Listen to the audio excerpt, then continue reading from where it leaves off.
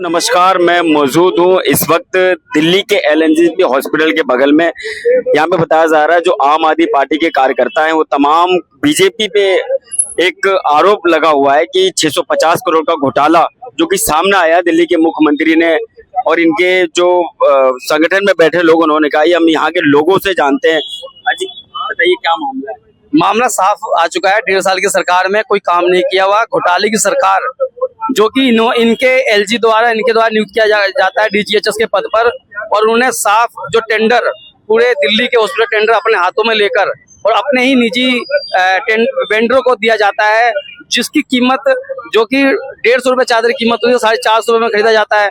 जो x ray machine की कीमत 10 लाख की और 25 लाख में खरीदा जाता है। तो साफ साफ जाहिर होता है कि घोटाले की सरकार साफ इसमें जो कि इनके पास ईडी सीबीआई जैसे बड़े बड़े वो है, अब कोई इनकी बड़े बड़े जांच की टीमें नहीं आती करने के लिए। तो ये घोटाले की सरकार साफ निष्पक्ष हो चुकी है कि 1.5 साल के अंदर इनकी सरकार किस तरीके से घोटाले कर रही है और हर विभाग में घोटाले हो रहे हैं इनके।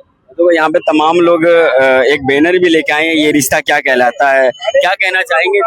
जैसे मैं कह रहा ये रिश्ता क्या कहलाता है। स्वास्थ्य व्यवस्था के अंदर 650 करोड़ का घोटाला कर दिया। अब बताइए इसका जिम्मेदार कौन है? इसका जिम्मेदार दिल्ली के अंदर बैठी भाजपा सरकार। ये तो ऐसे कहते हैं कि हमारी सरकार दूध की धुली सरकार है। अब बताइए स्वास्थ्य व्यवस्था के अंदर 650 करोड़ का घोटाला हो गया। एक जो ग्लूकोज है जो 2.5 रुपए का, वो पता 15 रुपए में खरीदा गया। बताइए स्वास्थ्य व्यवस्था के अंदर इतना तगड़ा घोटाला कर दिया इन लोगों ने। इसका जिम्मेदार कौन है? ईडी सीबीआई कहाँ है? अब तो इन पे छापेमारी नहीं करेगी। अभी कोई विपक्ष के यहाँ कोई घोटाला हो जाए तुरंत ईडी सीबीआई वहाँ पहुंच जाती है। इसीलिए तमाम लोग यहाँ पे हैं, बता रहे हैं कि जिस तरीके से ये बीजेपी की सरकार ने घोटाला किया, यहाँ पे तमाम लोग हैं, उनसे भी जानते हैं। क्या नाम है जी आपका? मेरा नाम छोटेलाल अग्रवाल है और मैं दिल्ली का वासी हूँ। क्या कहना चाहेंगे 650 के जो घोटाला हुआ है? देखो जी, सबसे बड़ी बात है इन हॉस्पिटलों में आता कौन है? गरीब तबका जो आर्थिक रूप से संपन्न नहीं है। और इसके अंदर पैसा किसका लगता है? टैक्स का, यानी कि हमारा किसी ना किसी रूप में हमसे टैक्स लिया जाता है सरकार के द्वारा। और ये इन हॉस्पिटलों को इंतजाम होता है दवाइयों का, दारू का, हॉस्पिटल के अंदर बेड का, मरीजों को सुविधा देने के लिए। लेकिन यहाँ पर जब से भाजपा की सरकार आई है, रेखा गुप्ता की सरकार आई है, घोटाले पे घोटाले हो रहे हैं। और एक ये नया घोटाला 650 करोड़ रुपए का, देखिए 150 रुपए की जो चादर है वो 450 रुपए की दिखाई गई है। हाँ, और जो दवाई खासकर इसी हॉस्पिटल की बता रहा हूँ, जो इन्होंने इसी हॉस्पिटल में किया है। इसी हॉस्पिटल में भी दवाइयों का घोटाला हुआ है। यानी कि 1 रुपए की जो दवाई है वो 10 रुपए की दिखाई गई है। लाखों करोड़ों रुपए का घोटाला इस हॉस्पिटल में भी हुआ है। जब घोटाले होंगे, अगर 100 रुपए की कोई चीज आप लेने जाते हो, 10 मिलती है और उसमें से आप घोटाला करोगे 1 लाख का, और उतने में ही वही दवाई आनी है जो 100 रुपए में आनी है, तो कितने लोगों को मिलेगी अंदाजा लगा लीजिए आप। तो ये जो भाजपा सरकार है, ऊपर से लेकर नीचे तक ये व्यापारियों की सरकार है। इनको आम जनता से कोई लेना देना नहीं है। ये सत्ता में आए ही हैं पैसा इकट्ठा करने के लिए। भ्रष्टाचार इनकी जन्म।